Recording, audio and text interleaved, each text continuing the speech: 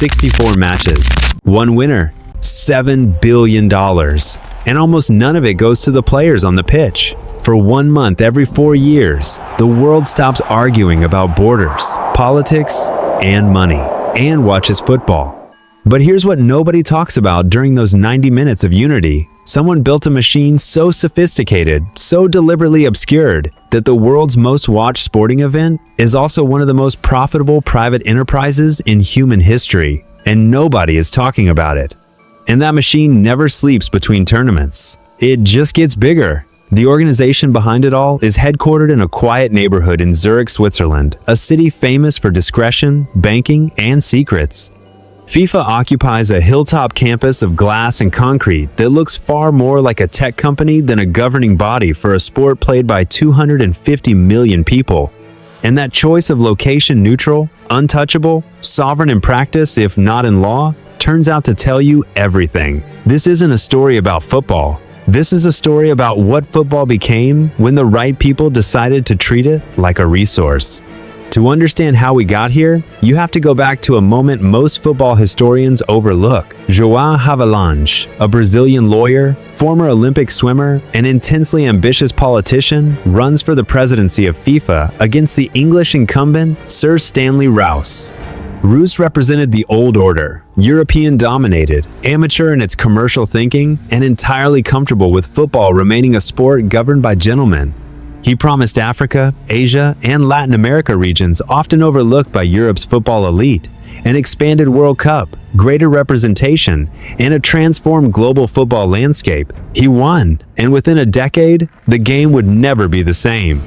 What Havelange understood, and what almost no one else saw clearly in 1974, was that football was not just a sport. It was the most widely shared cultural experience on Earth, and that made it the most valuable commercial platform that had ever existed. But to unlock that value, he needed partners who understood business, not just sport. He found one in Horst Dassler. The son of Adidas founder Adi Dassler, Horst was already reshaping sports sponsorship behind the scenes. He pioneered the idea that athletic success could be bought, sold, and structured, that sponsorship was not charity, but strategy. Together, Havelange and Dassler built the architecture that governs sports business to this day. Through a company called ISL, International Sport and Leisure, Dassler secured the marketing rights to the World Cup and sold them onward to corporations willing to pay for global reach. Coca-Cola became a FIFA partner. Then came Adidas, MasterCard, and others. For the first time in history, a sporting event had a commercial infrastructure running parallel to the football itself, just as organized, just as deliberate, and far more lucrative. Television changed everything. Before satellite broadcasting, the World Cup reached a few 100 million people. By the 1990 tournament in Italy, global audiences had crossed the billion mark. By France 1998, they were multiple billions. And every new viewer was not just a fan. They were a unit of commercial value to be sold to the next corporate partner. The rights deals that followed reshaped the entire economics of football. Networks bid against each other for national broadcasting rights. Regions competed. The numbers climbed with each cycle. What had once been a tournament whose television deal barely covered operating costs became, within 2 decades, the most expensive broadcasting rights package on Earth outside the Olympic Games. But here's what made the World Cup fundamentally different from the Olympics. FIFA owned everything. The IOC shares revenue with national committees, international federations, and athletes' programs. FIFA controls the commercial rights to the World Cup entirely, negotiates its own sponsorship deals, and distributes what it chooses to whom it chooses. This structure, centralized, non-transparent, and self-governing, defined the organization and simultaneously became its key vulnerability. By the time Sepp Blatter took the FIFA presidency in 1998, the machine Havelange had built was already vast. Blatter had been inside FIFA since 1975, first as technical director, then as general secretary. He had watched the architecture being built from the inside. He understood its power. He also understood its weaknesses and the opportunities those weaknesses created. Under Blatter, FIFA expanded again. The World Cup grew from 24 to 32 teams, bringing in more nations, more broadcasters, more sponsors, and crucially, more votes from confederations whose loyalty Blatter needed to maintain his presidency.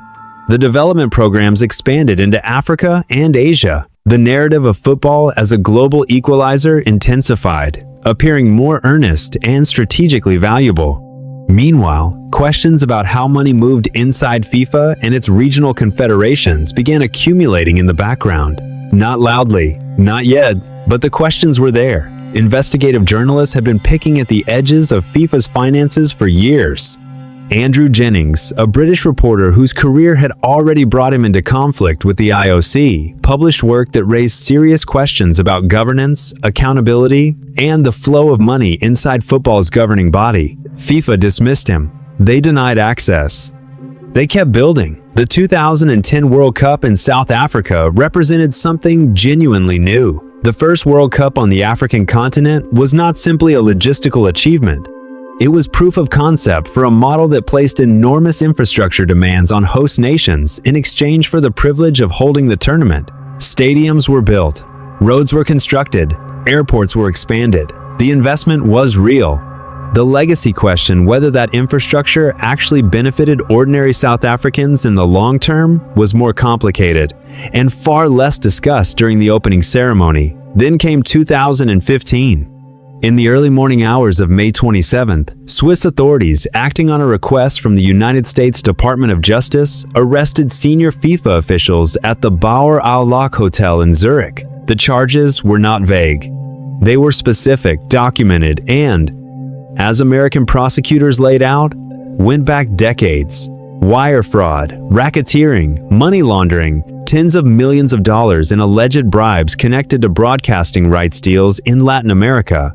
Payments allegedly linked to the awarding of tournament hosting rights, individual cases that name not peripheral figures, but people who had sat in FIFA's most powerful rooms. The arrests were the culmination of an FBI investigation that had reportedly taken years to assemble.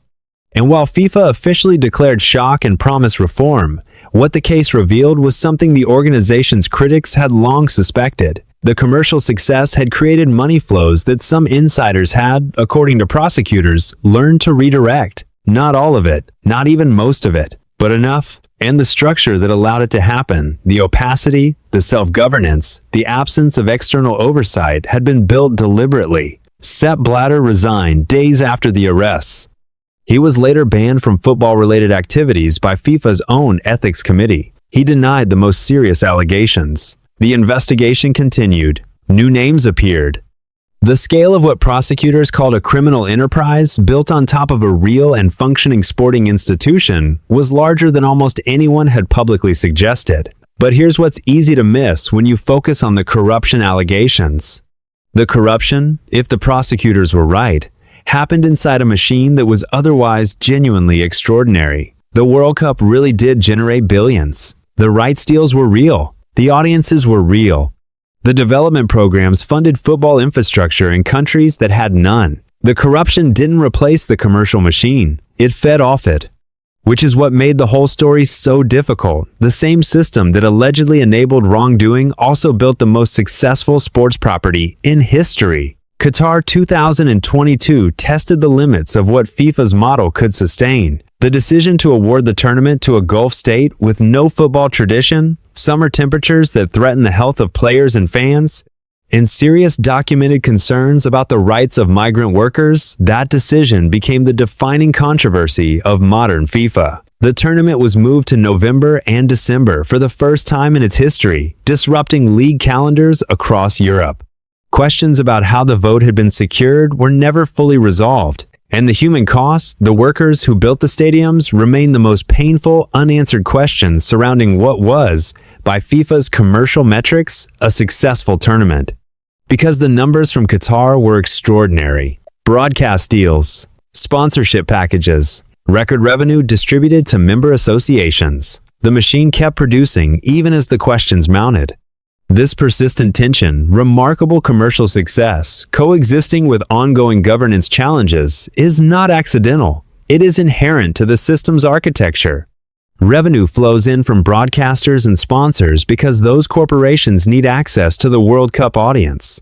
Revenue flows out to member associations because those associations hold the votes that determine FIFA's leadership. The money is not just money, it's a political instrument.